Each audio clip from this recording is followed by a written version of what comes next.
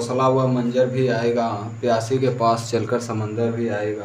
थक कर ना बैठ ए मुसाफिर, थक कर ना बैठ ए मंजिल के मुसाफिर, मंजिल भी मिलेगी और मिलने का मज़ा भी आएगा।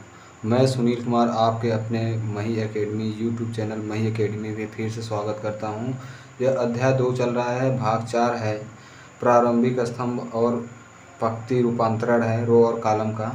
रो और कॉलम को कैसे परिवर्तित कर हम अपने क्वेश्चन को हल करते हैं, उसमें कुछ स्टेप दिए गए हैं। हम पहले उन स्टेपों का चर्चा कर चुका हूँ और इससे ए इनवर्स निकालना ज़्यादा सरल होता है। यह यदि पेपर में यदि ये बोलता है तो कीजिए, तो करना ही करना होगा। यदि नहीं बोलता है तो ये आप स्वतंत्र, चाहे ए इनवर्स निकालने के लिए 1/mod में ए एडजॉइंट ए का यूज कीजिए, चाहे तो पंक्ति और स्तंभ रूपांतरण के द्वारा विधि के द्वारा हम ए इनवर्स को निकाल लेंगे। तो यह देख रहे हैं, अब एक अभ्यास हो चुका है, प्रश्नावली 1.1 का हो चुका है। बाकी अब दूसरे अभ्यास के लिए अभ्यास की ओर बढ़ते हुए हम चल रहे हैं। तो आप टॉपिक देख रहे हैं, उप आव्यूह है। उप आव्यूह किसे कहते हैं? जैसे हमारे पास कोई एक मैट्रिक्स हो, कोई एक हमारे पास मैट्रिक्स है, मान लीजिए 1 2 3 4 5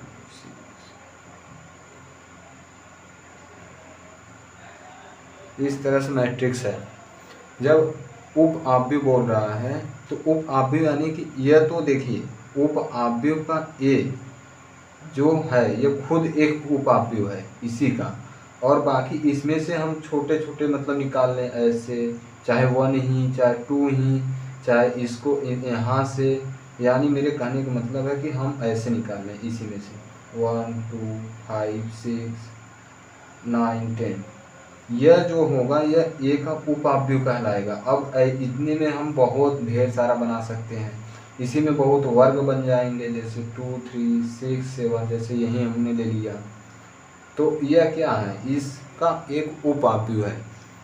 यह आपको ऐसे भी नहीं समझ में, इसका रोल है, आप इसको जानिए, आगे आपको क्वेश्चन में इसका रोल मिलेगा। तो हम इसीलिए आपको बताना चाह रहे हैं। और यह देखिए, यह किस क्लास का है? पहले रो लिखा जाता है उसके बाद कॉलम। तो 1 2 3 रो 2 कॉलम, यह 2 कॉलम 2 रो। यह देखिए, जो इस तरह से बनते हैं उसको तो उप आव्यूह बोलते हैं, इसको भी उप आव्यूह बोलते हैं। लेकिन ध्यान देने वाली बात यह है कि जब यह वर्ग टाइप का बन जाए, वर्ग आव्यूह बन जाए, जैसे यह वर्ग आव्यूह बन जाए तो इसको हम उप वर्ग आव्यूह बोलते हैं। क्या बोलते हैं?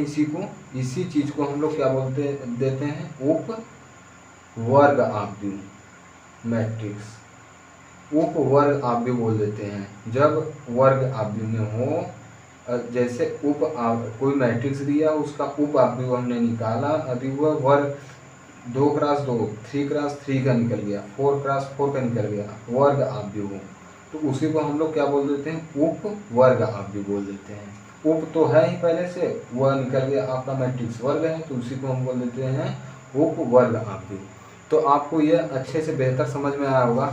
हम इसके 1 को भी हम क्या बोल सकते हैं? उप आव्यूह है, क्योंकि 1x1 का है, पहला रो पहला कॉलम और बाकी 0 है, तो यानी कि 1 भी इसका एक एक एलिमेंट भी इसके उप आव्यूह हैं। तो ऐसे बहुत ढेर सारे बन सकते हैं।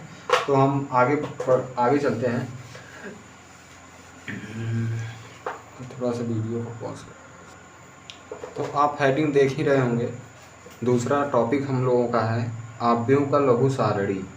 यह सभी चीज़ों को हम एक साथ सवाल में हल करने के लिए यूज करेंगे, तो इसको आप लोग ध्यान से देखें तो आप बहुत बेहतर होगा।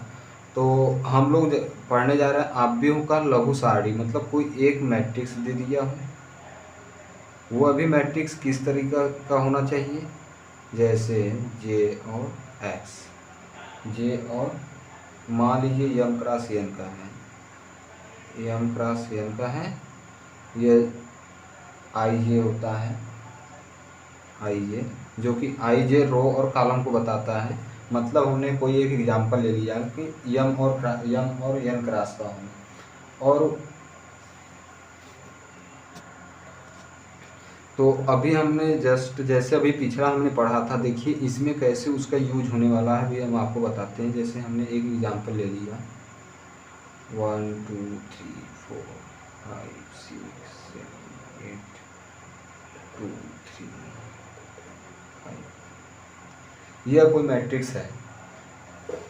आव्यूह का लघु सारणी यह कहता है कि कोई आव्यूह का उप वर्ग आव्यूह, उप वर्ग आव्यूह मतलब इस मैट्रिक्स का क्या होना चाहिए, उपवर्ग आव्यूह। उपवर्ग आव्यूह आपको मैंने पहले ही बता दिया, वह कैसा होना चाहिए, या तो 3x3 का हो, या 2x2 का हो, या 1x1 का हो, या 4x4 का हो। यानी कैसा होना चाहिए वह उप में भी क्या, उप आव्यूह में भी कैसा होना चाहिए, उप वर्ग आव्यूह होना चाहिए। आप मेरी बात को समझते हैं, समझ रहे होंगे अच्छी तरीके से, एकदम सरल भाषा में आपको समझाने की कोशिश कर रहा हूँ। अब देखिए यह कोई मैट्रिक्स है, इसका उपवर्ग आव्यूह, उपवर्ग आव्यूह मतलब वर्ग बनना चाहिए, ये रो और कॉलम सेम होने चाहिए। तो और उसी का हम लोग क्या करते हैं, जैसे यही एक ले लिया उपवर्ग आव्यूह 5 6 3 3, यह उपवर्ग आव्यूह है। अब इसी का हम क्या ले लेंगे, सारणी। क्या ले लेंगे, सारणी। 2x2 का है, इसी का हम क्या ले लेंगे, सारणी। तो यह जैसे आव्यूह में, यह भी तो आव्यूह है। अब इसी में से हम लोग जो लेते हैं चीज, यह समझिए, इसको अब हम इसको रब कर दे रहे हैं, आपको बताने के लिए बता रहे हैं कि यह उपवर्ग आव्यूह है। अब इसी का हम लोग क्या लेंगे, सारणी। आप जब सारणी लेंगे तो इसका मान हल करेंगे। बाकी यहाँ तक आपका प्रोसेस बस यहीं तक स्टॉप हो जाएगा। इसी को हम लोग बोल देते हैं आव्यूह का लघु सारणी। आव्यूह का लघु सारणी किसे कहते हैं, इसी को कहते हैं। तो आप एग्जाम्पल देकर इस तरह से बोर्ड में आपको पूछेगा तो आप इसका आंसर दे सकते हैं। तो यह हो गया आपका आव्यूह का लघु सारणी, एकदम सिंपल और सरल भाषा में, कोई झंझट नहीं। आप इसको नहीं याद आ रहा है कोई बात नहीं, एक आव्यूह है इस तरह का है, उसका उपवर्ग आव्यूह लेना है और वह भी सारणी रूप में आप ले लेंगे, उसी को आव्यूह का लघु सारणी कहते हैं। अपने शब्दों में लिखो, किताबी भाषाओं को रटना छोड़ दो, मैं यही कहूँगा। तो मैं यह टॉपिक ख़त्म हो गया। अब आव्यूह की कोटि चलेंगे हम, इसी में आव्यूह की कोटि भी फाइनल कर देंगे। अगले वीडियो में हम सवाल करेंगे। तो इस वीडियो में हम यहीं तक रखते हैं, क्योंकि अभी आव्यूह की कोटि वाला हम अगले वीडियो में हम आपको प्रोवाइड कर देंगे।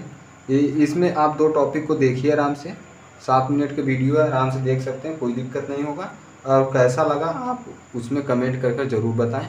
तब तक हम मिलते हैं अगले वीडियो में। धन्यवाद, नमस्कार, जय हिंद, जय भारत।